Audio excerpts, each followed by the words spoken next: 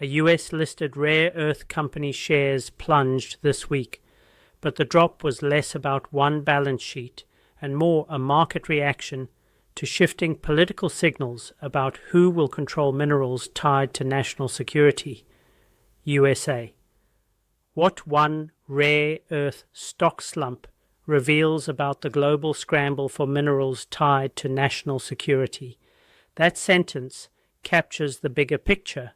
Markets are now reading policy, procurement timelines, and diplomatic moves as eagerly as geology and production schedules. The immediate scene is familiar.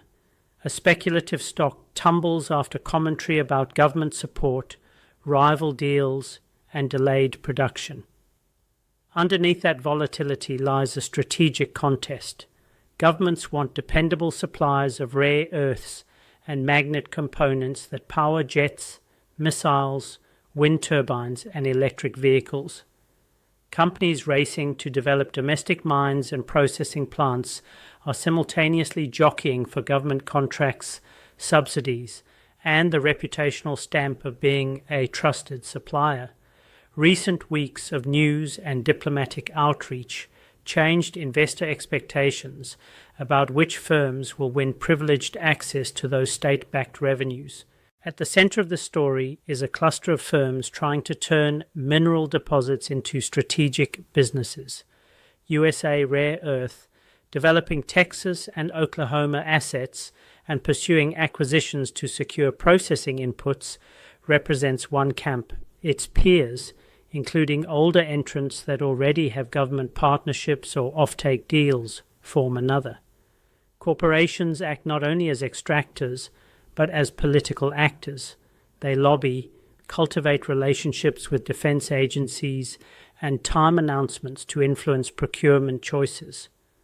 On the other side are state actors, primarily the US government and its defense and industrial policy arms, pushing to rebuild domestic refining and magnet-making capacity. And there is a regional dimension. Allied governments are being nudged, incentivized, or pressured to sign deals that route supplies through firms and facilities aligned with US policy goals. The interests at play are layered and incentive-driven.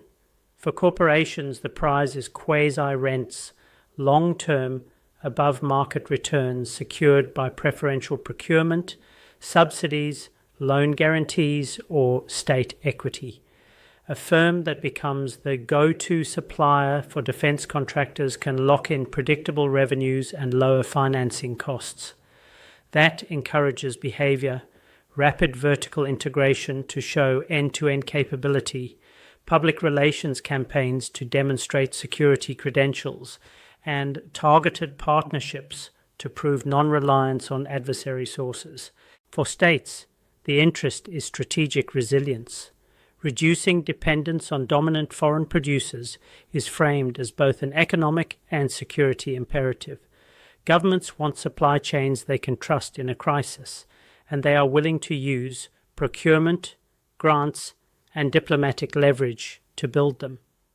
That explains why the US is pressing allies, through trade talks, security forums, and bilateral diplomacy, to enter rare earth deals with US companies or with partners that commit to shared sourcing rules.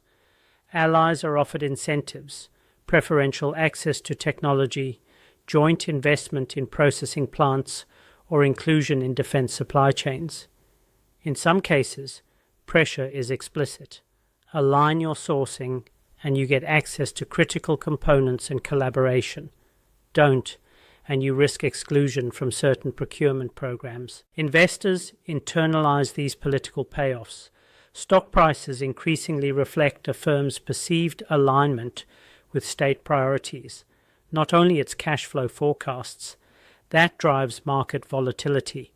A single announcement that a competitor secured a government pilot program can reprice the entire sector.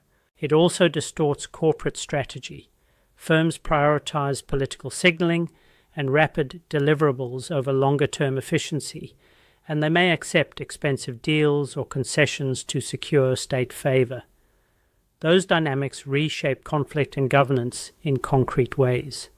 Communities near mines may benefit from investment and jobs, but rapid scaling under political deadlines can compress environmental reviews and marginalize local consultation, heightening local opposition. Institutions face pressure.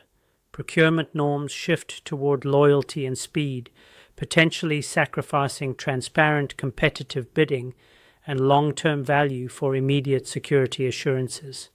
Regionally, the drive to create trusted supply blocks can fragment global markets. If allies cluster around alternative processing hubs, global liquidity falls and political leverage concentrates among a few dominant suppliers. Who gains and who loses is predictable from incentives. Firms that successfully align with state strategies, demonstrating non-adversary supply chains, securing pilot contracts or obtaining subsidies, gain protected cash flows and higher valuations. Companies that lag in securing political endorsements or that remain entangled with adversary-linked suppliers see their market value discounted and their access to procurement impaired. States can gain short-term security assurances and industrial capacity, but pay a long-term price in the form of costly subsidies, potential diplomatic friction with excluded producers, and markets that are less competitive and more politicized. The recent stock slump is a symptom. Traders are repricing winners and losers, not just on reserves and engineering timelines, but on who governments will back. Thanks for watching. Subscribe to the channel and hit the bell to hear of new content. We'd love to hear your comments.